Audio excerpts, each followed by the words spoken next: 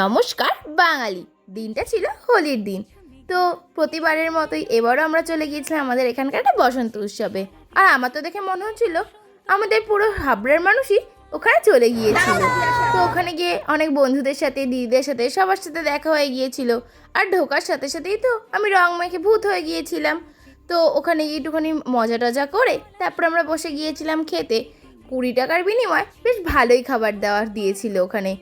এটা যেহেতু পৌরসভার থেকে অ্যারেঞ্জ করা হয়, এই খাবারের প্রাইসটাও খুব রিজনেবল থাকে। তো এখানে আবার দেখি কারা যেন ট্রাকে করে হোলি খেলতে এসেছিলো। তো ওখান থেকে বেরিয়ে একটুখানি আমরা লস্যি খেয়ে নিলাম। তো আমাদের তো হোলি খেলা তাও শেষ হচ্ছে না, যতক্ষণ আবির থাকবে ততক্ষণ তো রং মেখে যেতেই হবে। তো বিকালবেলা একটুখানি অনন্যাদের বাড়ি গিয়েছিলাম। তো দিনটা আমার মোটামুটি এইভাবেই কাটলো। সেখানে গিয়ে আবার ভিডিও কলে অনিন্দিতের সাথে কথা বলে দেখি পুরো এইরকম দশা।